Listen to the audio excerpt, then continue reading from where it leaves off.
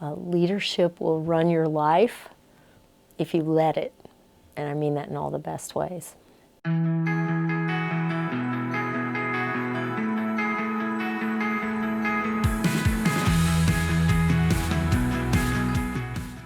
There is something important to looking at the path of women and how we got to the position we're in today.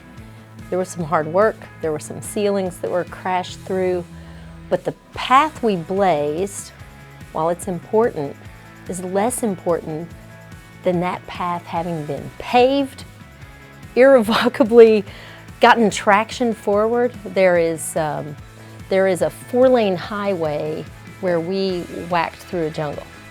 And that is the most important thing about how women got into the leadership positions they are now, that it is done. We're here, they're here, and they're amazing at it.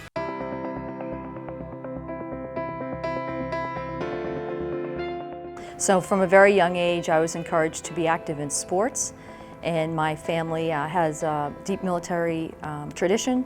And so the two kind of converged, and by the time I was in the 8th grade, I knew I wanted to be a U.S. Marine and lead Marines. I would say no one really pursues a career in leadership. I think people pursue careers that inspire them and motivate them and fill them with passion. And in my case, my passion is service in Africa. I just pursued a career in doing the things that mean the most to me. And I like to think I evolved into a leader, and I'm still evolving. I pursued a career in the military because I found a strength in it. I found it was my people, my community, but it became a career in leadership.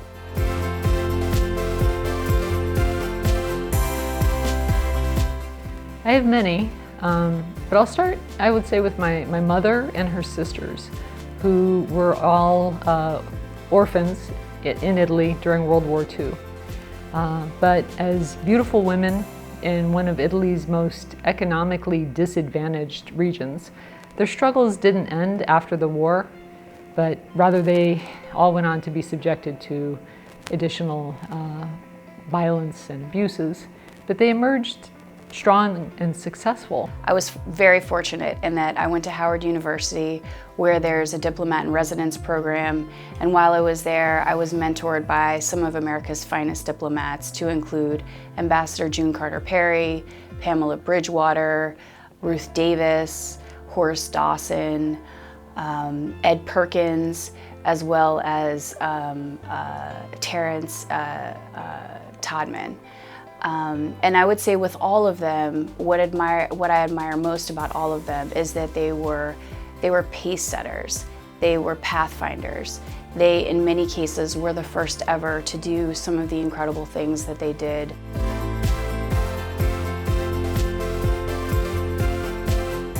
In the Marine Corps, or in the military in general, is that women are trying to balance, in many cases, family commitments. And when that comes mid-career, if they're forced to make a decision, some decide one way and some decide another, and if their opportunities and their jobs don't permit them to have an on-ramp that allows them to keep current and to also have provisions for their family that they feel are adequate, then many of them choose to leave service, to leave positions that would then propel them into future leadership roles.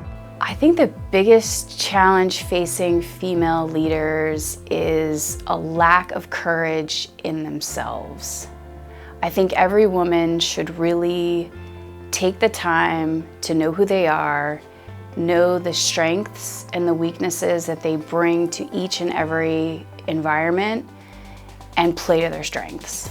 So the way that we talk about leadership and the way that we segregate it by gender is one of our biggest challenges. But it actually reveals a culture that's still coming to terms with gender equity, gender equality. The truth is we don't have a real problem. We don't have big challenges with female leadership. We have leadership challenges, and having both men and women in the leadership space helps us to come with diverse and holistic, complete plans and solutions for those challenges.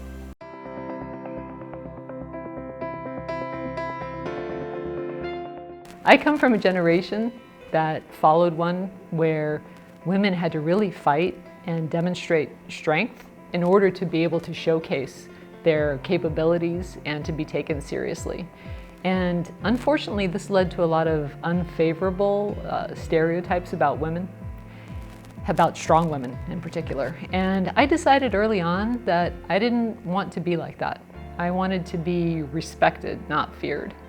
And so, it took me many, many years, and I'm still learning the right balance, but it's hard to find the right balance to be strong and, to elicit respect. And I find that,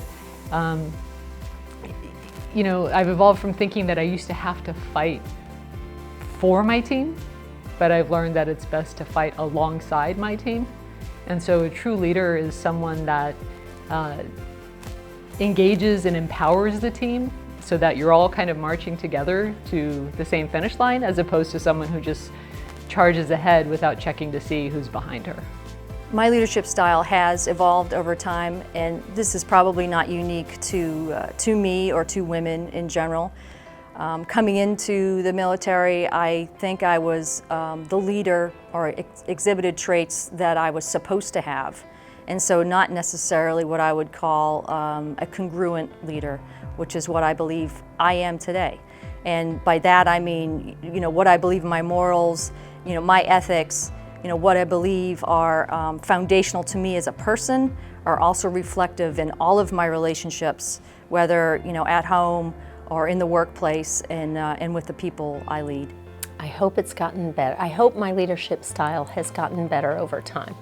You asked me to describe how it's evolved, and my fervent hope is that positively would be the answer.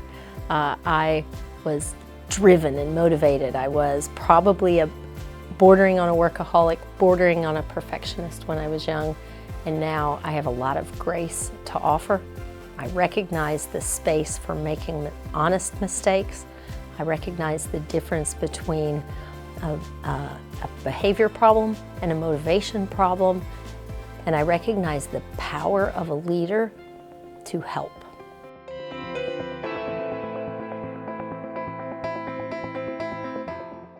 The advice I have for aspiring leaders is excel in two things: excel in truth and excel in service. When I say truth, what I mean is understand who you are, understand what you bring to the table, understand what's at the table and when you should walk away from the table. And excel in service. Excel in something that's bigger than yourself. And when you do, you'll have confidence that whatever you're building is something that will be part of your legacy, something that will live on and it will serve something bigger than yourself. Empathy. So many women are afraid to show empathy because they equate it with weakness. But the truth is, it's really the key to being a successful leader. Understanding where someone is coming from, whether it's your peers, your subordinates, your boss, a competitor, or with someone that you are engaged in a conflict. That's really, understanding where they're coming from is really the key to unlocking some of these challenges. For women to be successful leaders in this day and age, my most important bit of advice is just to be yourself. Don't try to model yourself after somebody else, because it'll be construed as fake or contrived or not authentic. And if we can't be authentic in our workplace and with those that we lead, then we won't be trusted. And that is not a recipe for success.